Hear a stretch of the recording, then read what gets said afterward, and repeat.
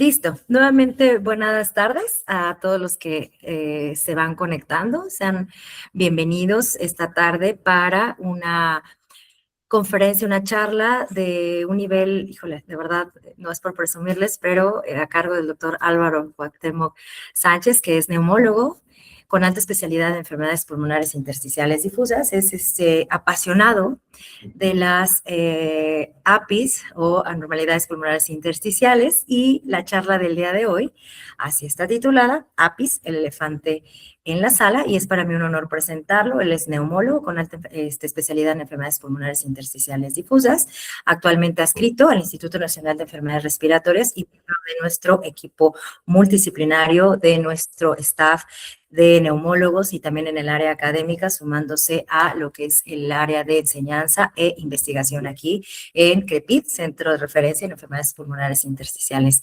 Difusas, el único centro a nivel privado con alta especialidad en diagnóstico y tratamiento y seguimiento de pacientes con enfermedades pulmonares intersticiales. Sean todos bienvenidos y le doy la palabra con mucho gusto al doctor Álvaro Sánchez. Muchísimas gracias a todos y bienvenidos. Adelante. Muy buenas tardes a todos. Muchas gracias, doctora, por la introducción. Nuevamente es un placer estar aquí con ustedes, dando esta plática que, pues bueno, ¿no? Como usted bien sabe, es un tema que a mí me apasiona demasiado. Entonces, no sé si se alcanza a ver bien mi pantalla o si ya se esté transmitiendo.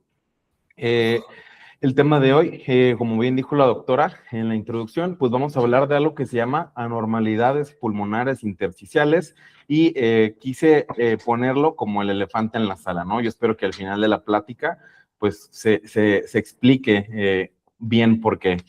Entonces, quiero enseñarles un caso que ejemplifica. Esto, pues bueno, ¿no? Son dos tomografías, una del 2016 y una del 2019, donde efectivamente esta es una tomografía de tórax, en donde vemos que en el 2016 este paciente tenía lo que era algunas zonas de reticulación subpleural. No sé si se alcance a cambiar ahí. Ya, tenía algunas zonas de reticulación subpleural que se encontraban en la zona inferior derecha, un poco de reticulación anterior en el hemitórax izquierdo, y si somos muy puristas, podemos empezar a ver apenas una zona que quisiéramos llamarle panalización, pero aún le falta un poco, pero aún así son hallazgos que uno los ve y pues es difícil ignorarlos un poco. Eventualmente, 3 años después, vemos cómo este paciente presentó un ligero aumento en la reticulación en esta zona anterior derecha que vemos en el hemitórax derecho. Vemos cómo este es un reflejo un poco más de reticulación, como en la zona de posterior derecha, la reticulación previa ha mejorado ligeramente, pero oh, sorpresa, ¿qué pasó en el hemitórax izquierdo? Esta zona de reticulación que vemos aquí se hizo muchísimo más marcada que en comparación. Entonces, en 3 años, podemos ver que estos hallazgos que uno, si los ve desde desde la primera valoración en el 2016, pues pudo haberlos ignorado, pero en el 2019 empiezan a hacer un poco de ruido, empiezan a llamar la atención. Entonces aquí surgen muchas preguntas. ¿Qué es lo que debemos hacer? Si nosotros a este paciente debemos estudiarlo, debemos vigilar este tipo de alteraciones que presenta el paciente, o podemos ser omisos e ignorarlo, o un poco más agresivo e iniciarle antifibrosante a este hallazgo que acabamos de ver en la tomografía, o todavía un poco más aventurarnos a solicitarle una biopsia a este paciente. Entonces, me gustaría hablar un poco de qué es esto y ante qué estamos. La nueva actualización, la nueva propuesta de la American Thoracic Society del abordaje de las anormalidades pulmonares intersticiales define esto que acabo de enseñarles como un hallazgo tomográfico, y que justo algo que ha cambiado y que se está discutiendo mucho es si son incidentales o en qué población los podemos encontrar más, y sobre todo, previamente se decía que eran sujetos asintomáticos. También tienen una categoría importante que es que debe ser bilaterales, como en la imagen que les muestro aquí, y en zonas no dependientes del pulmón. Ahorita les voy a explicar más adelante qué se refiere a esto. Y ponen ellos diferentes lesiones que podemos encontrar en nuestro paciente que se clasifiquen como estas APIs, que son el vidrio despulido, reticulación, bronquiectasis por tracción o la presencia de panalización. Y por último, que siendo muy puristas, estas extensiones que les acabo de mostrar deben afectar al más del 5% en la tomografía de nuestro paciente. Pero, si como les dije en un principio, si son hallazgos incidentales, pues, ¿de dónde salieron? Estos hallazgos justo o estas anomalías o normalidades vienen de cortes de publicaciones muy grandes en donde, si se dan cuenta, ninguna de estas publicaciones o cortes, que muchos las conoceremos, hablan o su título dice APIs o seguimiento de las APIs. Si se dan cuenta, son cortes que iban dirigidas hacia el envejecimiento pulmonar, hacia la susceptibilidad del medio ambiente, como es la publicación del LHIS de Reykjavik, o el National Lung Screening, que iba más dirigido hacia buscar otras alteraciones respecto al cáncer, el Eclipse, que era en pacientes con EPOC, también es muy famoso el COPGENE, y otros estudios que conocen en otras áreas de la medicina, como el MESA Study o el estudio de Framingham, que son las cortes muy grandes en donde ellos empezaron a encontrar justo esos hallazgos incidentales en la tomografía. Entonces, ¿cómo se han comportado estas APIs en la vida real? Estas publicaciones o estas cortes tan grandes, y si nos damos cuenta, las tomografías que incluían iban desde relativamente pocas, que son 690, que es un número para nada despreciable, hasta 9,292 tomografías, dependiendo de la publicación. Entonces vemos que son cortes o son una cantidad de pacientes bastante grande. Y vemos aquí que la prevalencia de estos cortes pues varía siendo de un 4 hasta un 10%, dependiendo de la población estudiada. Entonces también no es un número para nada despreciable.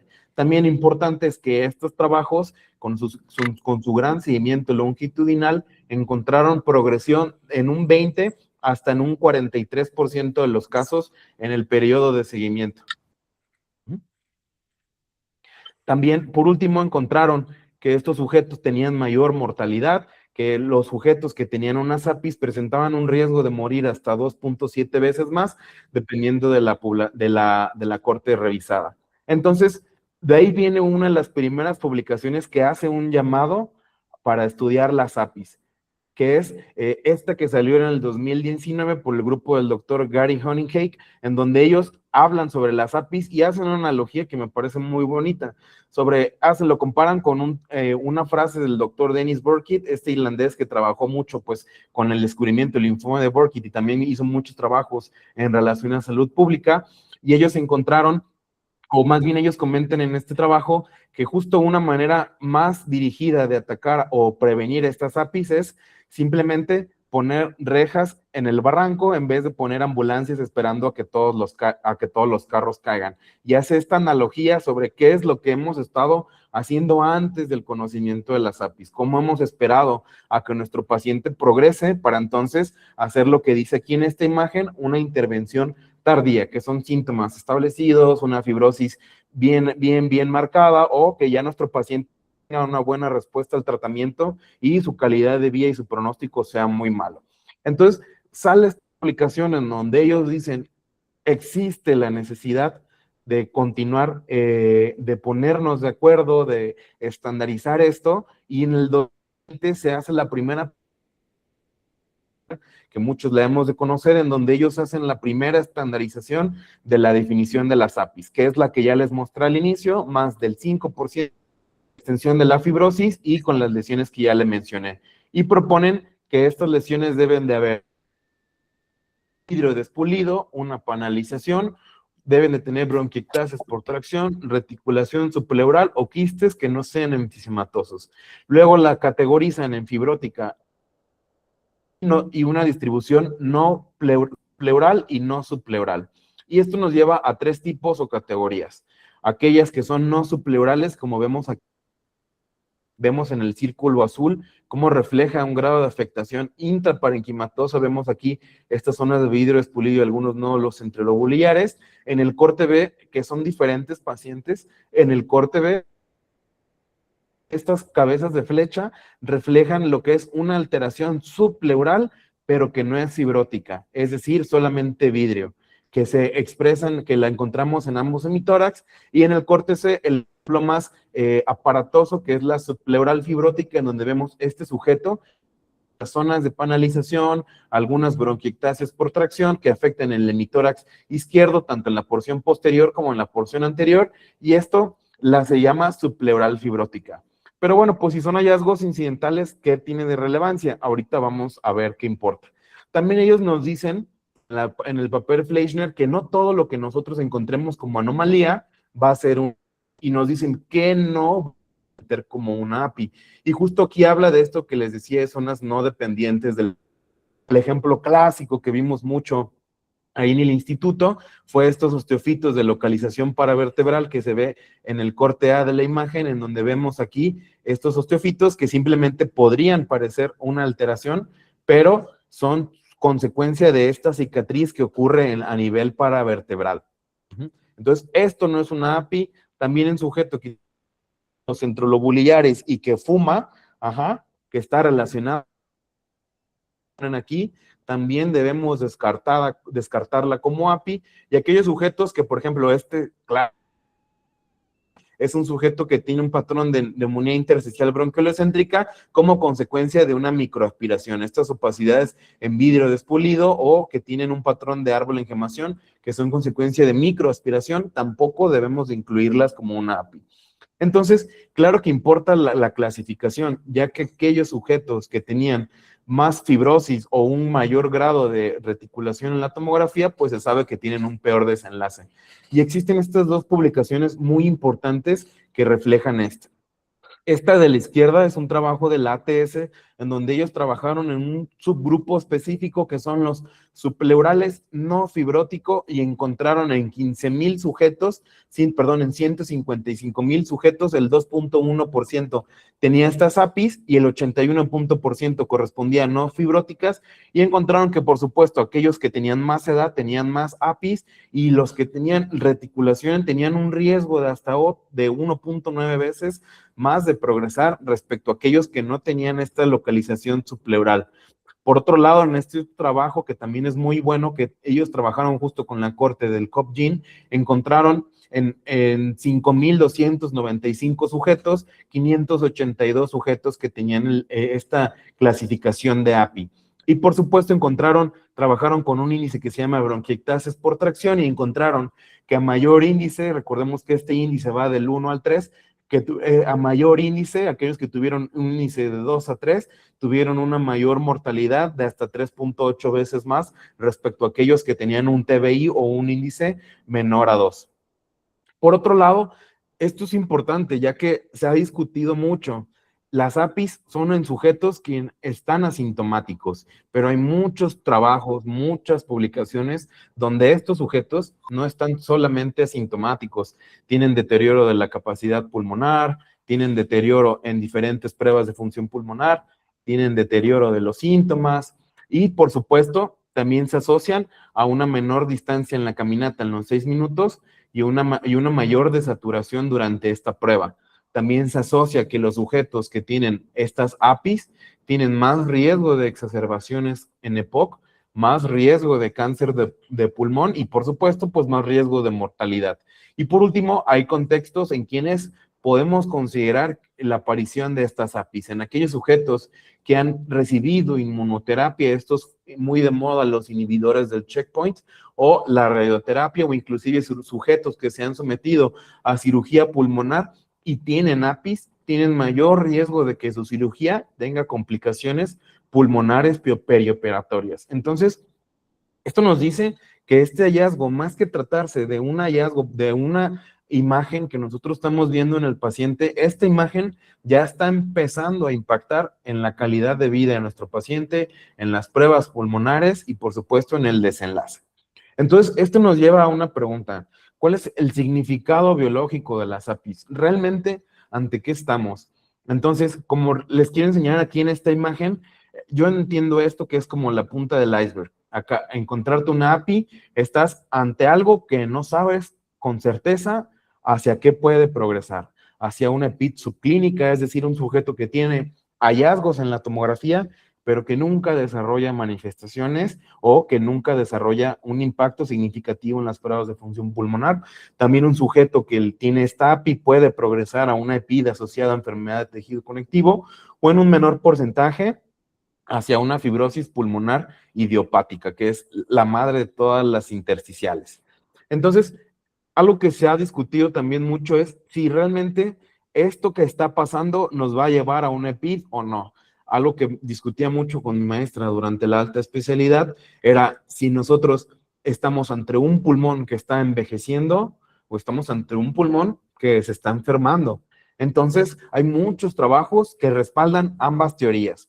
Por ejemplo, estas publicaciones que les muestro aquí rápidamente, en donde ellos reflejan en el primer artículo que justo existen asociaciones biomarcadores de envejecimiento alterados en sujetos que tienen anomalías intersticiales pulmonares y que por supuesto tuvieron mayor mortalidad en quienes presentaban alteración en dichos biomarcadores. También en esta otra publicación que pues en la evidencia aporta demasiado, ya que es una revisión sistemática y metaanálisis, ellos encontraron que justo uno de los principales factores de riesgo para que tu API progrese hacia una enfermedad bien establecida es que tú seas un adulto mayor.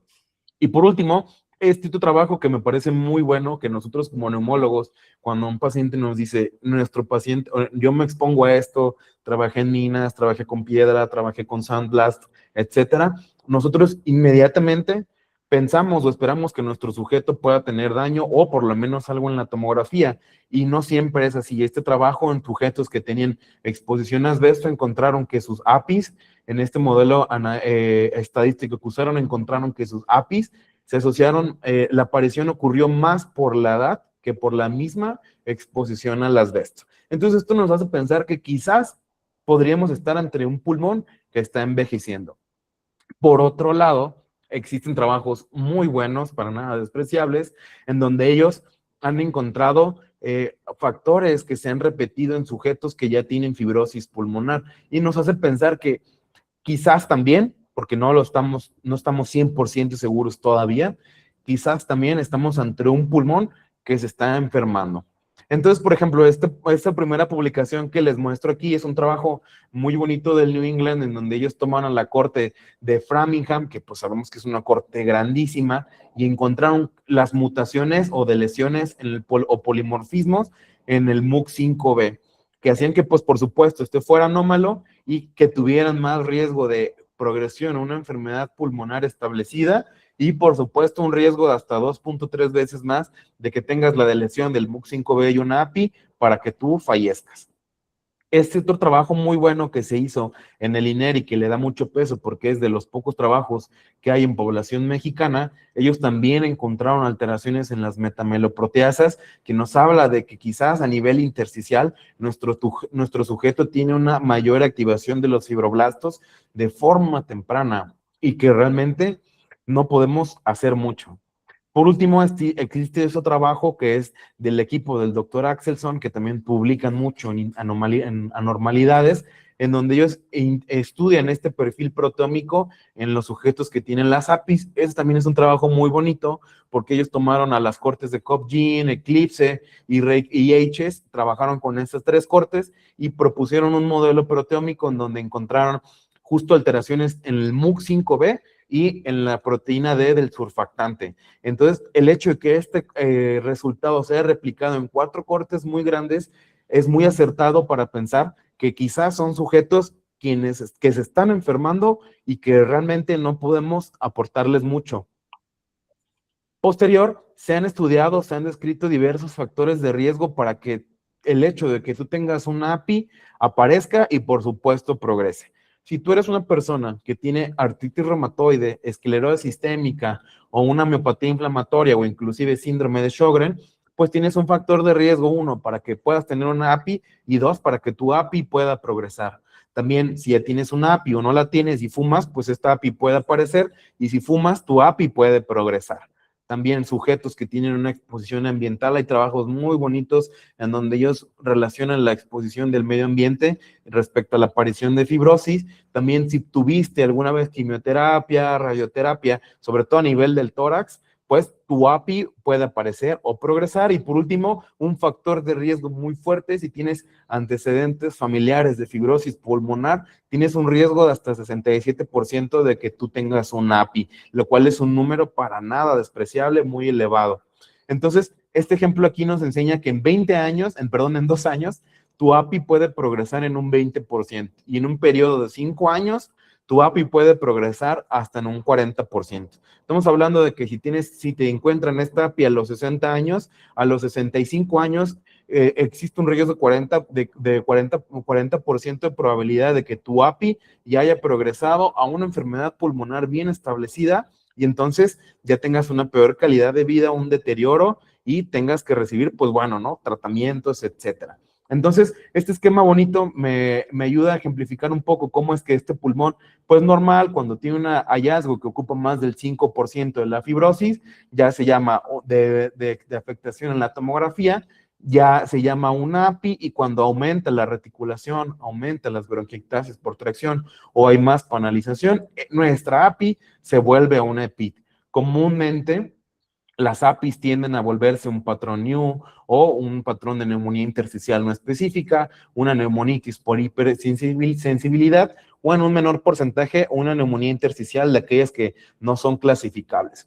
Entonces, entender esto o conocer esta etapa nos ha ayudado o nos podría ayudar a cambiar paradigmas. Les pongo este esquema porque justo hablan ellos en el paper del 2011, cuando se empieza a estudiar o a entender más la fibrosis pulmonar, ellos justo tienen este signo de interrogación de cuál es la etapa inicial de la fibrosis pulmonar. Y era esa la vertiente que me parece que estaba pendiente para entender un poco más hacia dónde puede evolucionar esta enfermedad y que el conocimiento de estos hallazgos incidentales, porque yo les podría llamar incidentales, pero al final no son tan inocentes como uno pensaría, pues podría tomar diferentes caminos. Como ya les enseñé en la tomografía inicial, que nuestra API mejore un poquito o que simplemente se vuelva una API que ha crecido pero que no ha tenido mayor repercusión clínica o que en el peor de los casos, nuestro paciente ya evoluciona en una fibrosis pulmonar bien establecida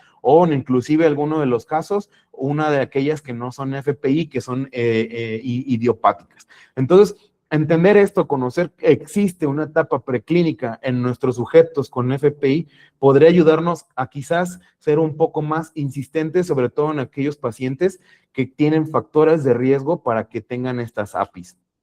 Entonces, conocer un poco más de esto habla de lo que ellos sugieren en el artículo que les hablaba sobre el doctor Hanningham, donde ellos hacían la referencia al trabajo del doctor Burkitt sobre, en vez de poner ambulancias en el fondo para tratar a los carros que cayeron en un barranco, pues simplemente podría ser mejor poner rejas o pues, mejor dicho, rejas o bardas en ese barranco para que estos accidentes ya no ocurran, ¿no? Entonces, el enfoque preventivo quizás sería entender el origen y sobre todo intervenir temprano y por supuesto conocer o entender más estas vías fisiopatológicas nos ayudan a entender o a explicar o a prevenir mejor y por supuesto una detección temprana en estos pacientes.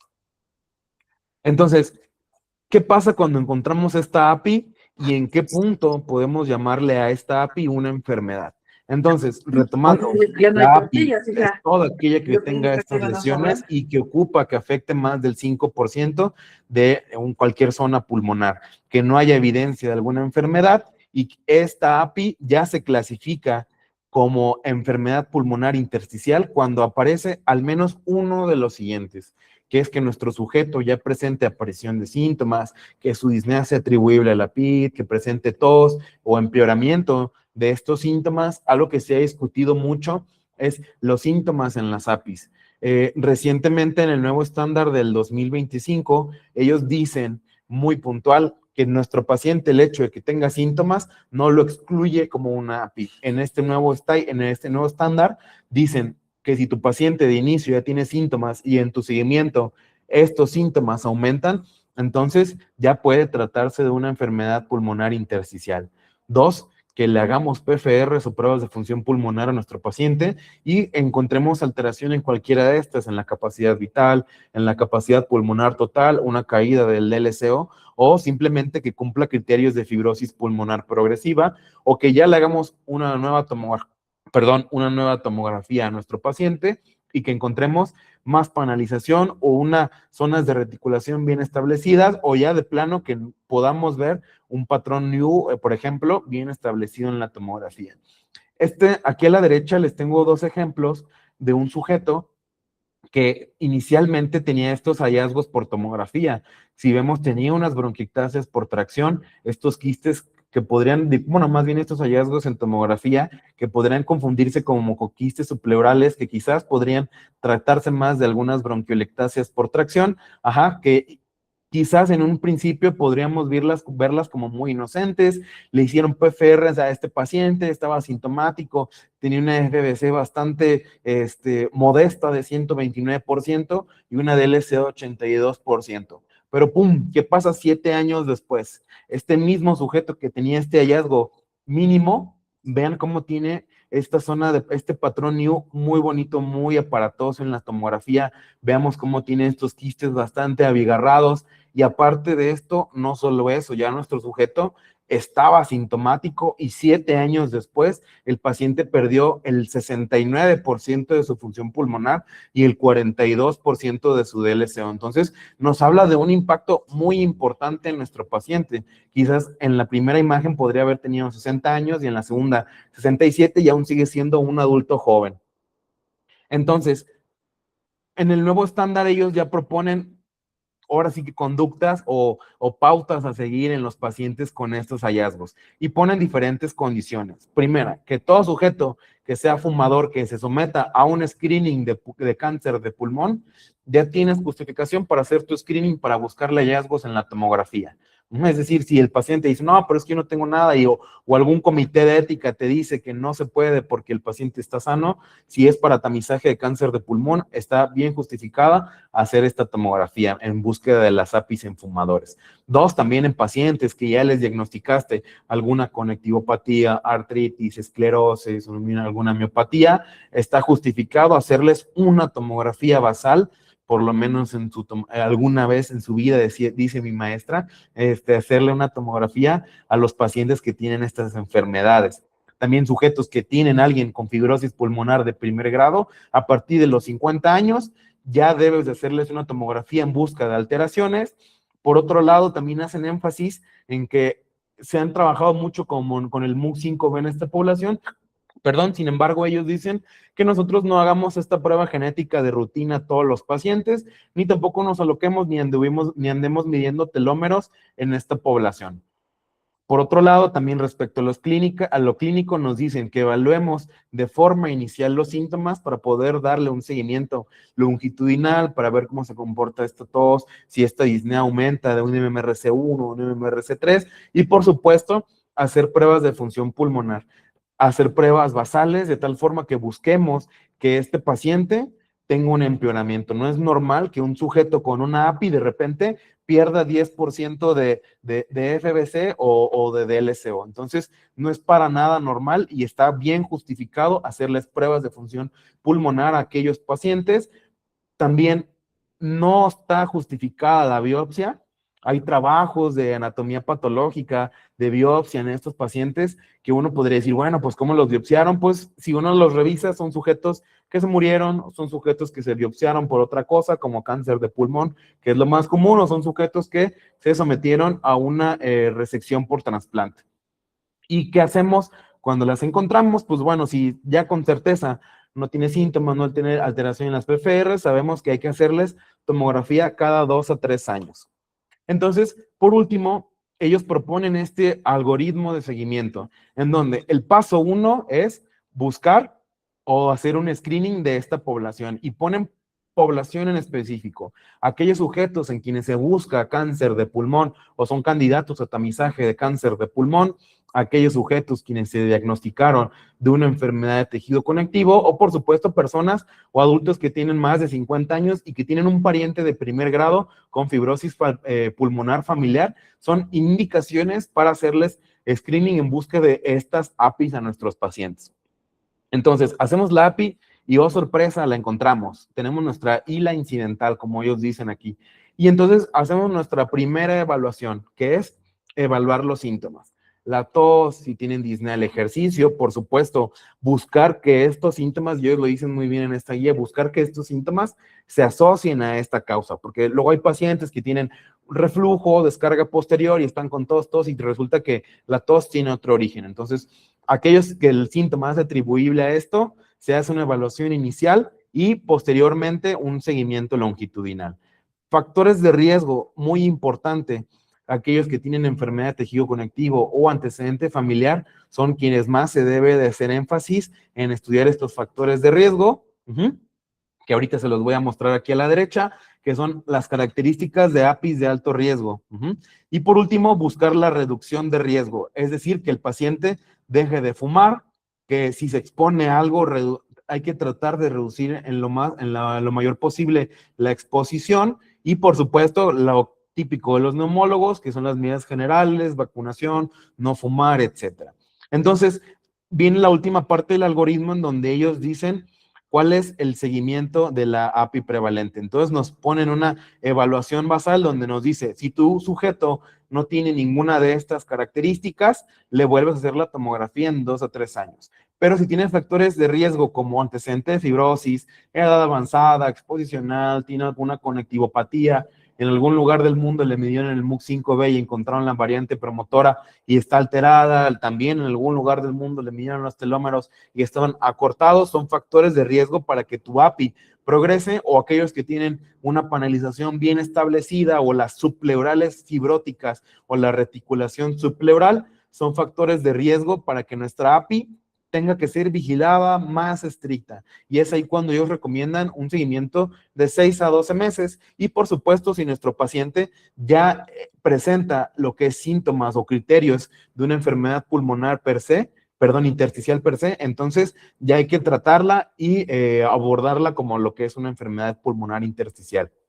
Y entonces se ha descrito que quizás estas medidas podrían reducir el riesgo, pero si nos damos cuenta, realmente aquí no hay ninguna intervención extraordinaria como lo hemos visto en alguna de estas otras enfermedades de intersticiales. Es por eso que a mí me parece que las APIs son este elefante en la sala. Son ese hallazgo o eso tan aparatoso que no sabemos ni cómo llegó ahí, ni cómo sacarlo, ni qué hacer con él. Muchas gracias.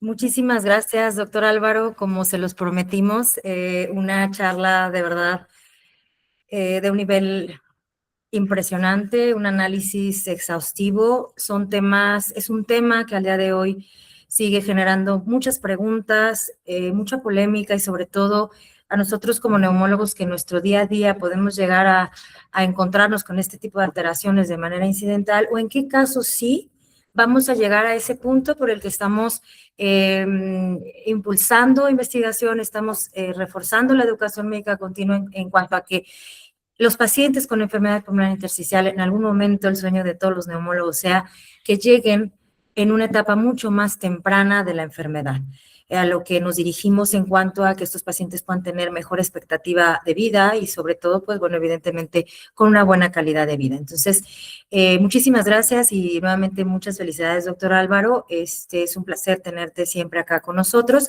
y en este momento tenemos algunos minutos para preguntas. Asumo que debe de haber bastantes dudas en cuanto a, sobre todo, toma de decisiones. ¿Qué estudios hago? ¿En qué momento en el hospital donde yo estoy? ¿Cómo actuar? Etcétera. Entonces, si alguien tiene alguna pregunta, por favor, pueden levantar la mano. Voy a revisar acá en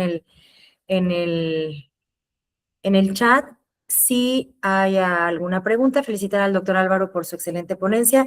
Ok, la doctora Vero González desde Oaxaca. Doctora Vero, un placer que estés con nosotros. Un abrazo enorme y muchos saludos. ¿Usted ha visto una relación o aumento de API posterior a infección por COVID?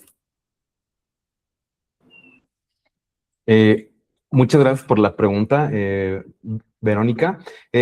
Justo en relación al COVID, no es tanto que podamos decir que este sujeto, por ejemplo, agarramos un paciente que estuvo intubado por COVID, y le hacemos una tomografía y encontramos estos hallazgos incidentales o estos hallazgos o bandas fibrosas que tienen estos pacientes post-COVID. Esto no lo podemos clasificar como una API. Estos son simplemente las APIs, como bien su nombre lo dice, son hallazgos incidentales en sujetos quienes no tienen algún factor de riesgo. Estas secuelas de neumonías, etcétera, de momento respecto a que el COVID puedan progresar o que se deban de tratar como alguna API en sujetos quienes tuvieron el síndrome de post-COVID, no, realmente no. Se sale un poco del cuadro, simplemente está más dirigida a pacientes que tienen estos factores de riesgo.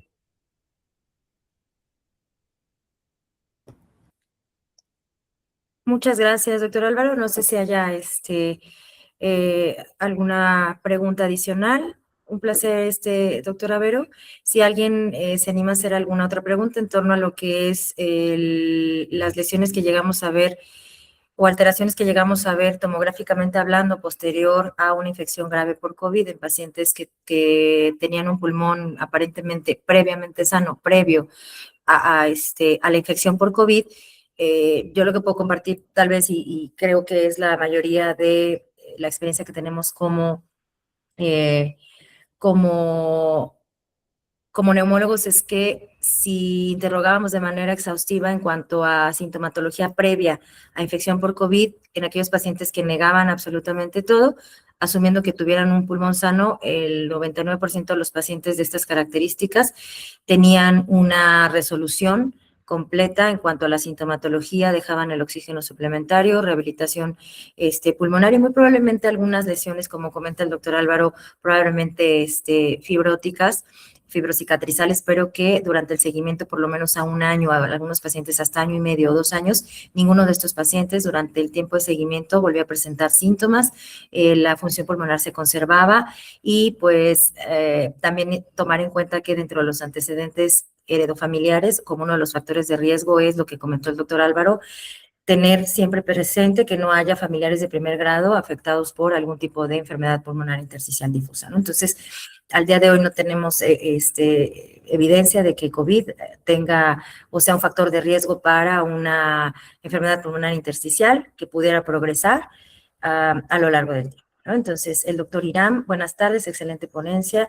Me gustaría preguntar, en su experiencia, ¿cuál es la edad en población mexicana en la que se ha visto mayor incidencia? Muy buena pregunta, doctor Irán. Saludos hasta La Paz. Buenas tardes, doctor Irán, muchas gracias por su pregunta. No hay muchos trabajos en población mexicana. Este que les mostré de factores de riesgo para progresión de las APIs, que está hecho en el INEF, es de los pocos que se ha hecho en nuestra población en el país, aquí en México. La media de edad de ellos, si no mal recuerdo, era de 68 años. No hay tanto información como para poder atribuir que en esta edad en México es donde más se pueden presentar. Claro que, por supuesto, conforme nuestro paciente se vuelve más añoso, aumenta la probabilidad de que le podamos encontrar, pero en general, la media de esta población es entre los 67 hasta los 71 o 72 años. Muchísimas gracias, doctor. Saludos. Perdón. Aquí sí quieres que abra el micrófono, doctor Irán. Puedes levantar tu manita. Doctora Vero, nuevamente, con gusto, aprovechando qué tan frecuente ustedes observan en su práctica clínica que el paciente con AP evolucione o presente una enfermedad inmunológica, sí recomiendan, perdón, nuevamente, es que aquí se mueve un poquito. Ok, ¿qué tan frecuente observamos en la práctica clínica que el paciente con AP evolucione o presente una enfermedad inmunológica? Y si recomiendan a todos los pacientes con API realizar un panel inmunológico. Excelente pregunta, doctora Vero. Gracias. Y después pasamos a la siguiente. Gracias. Gracias por la pregunta nuevamente, doctora Verónica. No es tan común. Generalmente son seguimientos muy largos. O sea, si se dan cuenta, las poblaciones o los cortes que se han publicado son seguimientos de 10 años. Vaya, podemos ser exagerados y ver la corte de Framingham que empezó en la década de los 50 y que hasta la fecha sigue de generación tras generación y tras generación. Entonces, son seguimientos muy largos. O sea, si yo me encuentro hoy una API, no puedo, sería muy aventurado esperar o yo decirle al paciente en un año vas a tener una conectivopatía, ya sea R, que es artritis reumatoide. Recordemos que tienen la peculiaridad de que hasta en un 40% de los pacientes pueden tener EPID y luego en 2 años debutar con artralgias o con la enfermedad bien establecida. Entonces, no es como lo más común. Hay publicaciones donde hasta el 6% de la población estudiada progresaron a una enfermedad de tejido conectivo. Y respecto a lo que dice de los paneles, no está recomendado andar haciendo estos estudios a estos pacientes.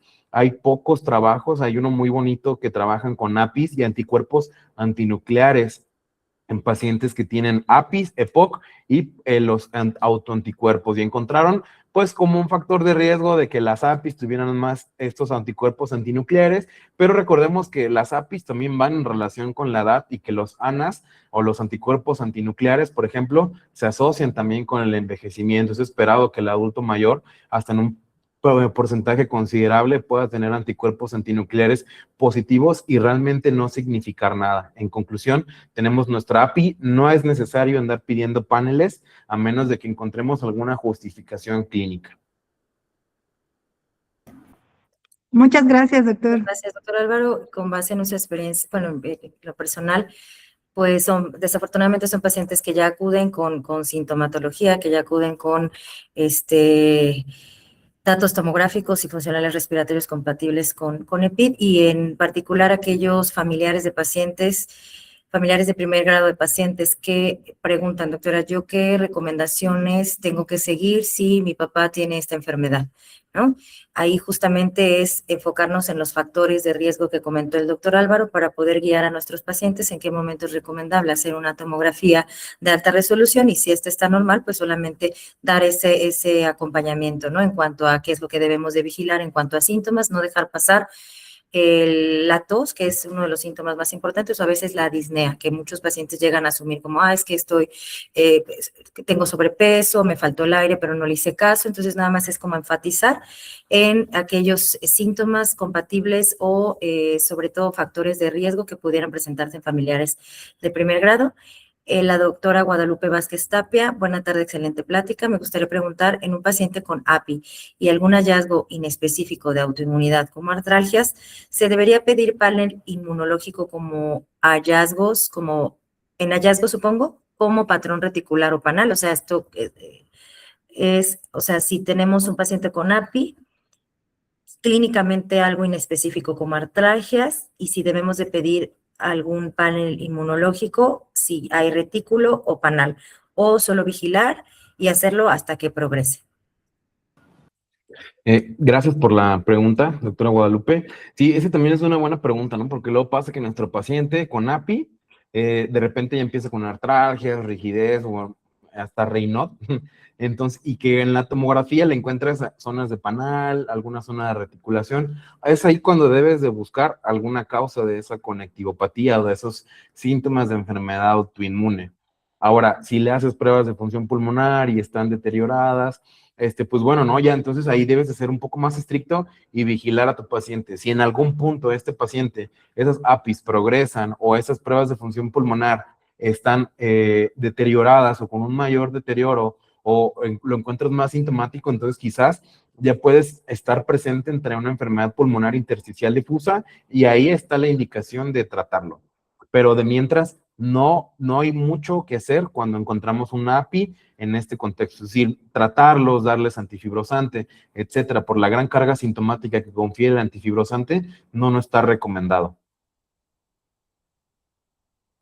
Gracias, doctor Álvaro. Sí, definitivamente aquí es tener justamente en qué momento, doctora Guadalupe, tenemos esa línea en cuanto a que un paciente que tiene síntomas inespecíficos de enfermedad autoinmune, ya un patrón reticular o incluso si hay panal, incluso aquí si tenemos pues ya franca panalización, pues ya estamos enfrentándonos a una enfermedad pulmonar intersticial. O sea, ya saldría dentro del rubro de lo que sería una API, cuando ya tenemos panal y tenemos disminución de las pruebas de funcionamiento respiratorio. Eso ya es una enfermedad intersticial, hay que tratar de inmediato definitivamente. Y pues bueno, Creo que definitivamente fue una charla muy enriquecedora, doctor Álvaro, de verdad, muchísimas gracias. Siempre aprendemos con tus charlas, me incluyo. Surgen muchísimas preguntas adicionales a que pues nos obligan a seguirnos documentando, seguirnos esforzando por ofrecerle una mejor calidad de vida a nuestros pacientes. Y bueno, muchísimas gracias a todos. Los invitamos a inscribirse a nuestro próximo Summit EPID 2026, que es el primer congreso abierto a toda la población médica, en particular especialistas en neumología, reumatología, radiología y afines, para poder fortalecer justamente la educación médica continua y tomar mejores decisiones en el abordaje diagnóstico y tratamiento de nuestros pacientes. Pues definitivamente presumiendo que el doctor Álvaro va a ser uno de nuestros speakers, va a estar con nosotros y pues bueno, va a ser de muchísimo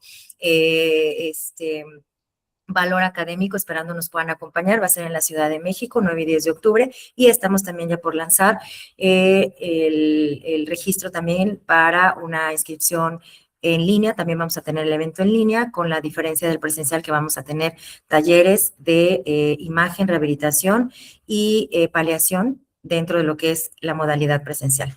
Y bueno, va a ser un evento que espero pueda llevar a ustedes un conocimiento de alto nivel, como con speakers de la talla como el doctor Álvaro. Entonces, nos vemos 9 y 10 de octubre y de antemano les anticipamos que el próximo mes vamos a tener nuevamente otro webinar en el cual vamos a mandar pues la invitación y síganos en nuestras redes para que podamos mandarles el acceso, y compartimos en el chat la liga del Summit en donde pueden inscribirse a este primer evento enfocado exclusivamente en enfermedades pulmonares intersticiales difusas. Muchísimas gracias a todos y nuevamente muchísimas gracias por acompañarnos. Nos vemos el próximo mes. Estén pendientes de nuestras redes para compartirles a nuestro ponente y el tema. Muchísimas gracias, doctor Álvaro. Nuevamente, muchísimas gracias. Muchas gracias, doctora, por la invitación y un saludo a todos y gracias. Hasta luego. Muchas gracias. Bonita tarde a todos. Hasta luego.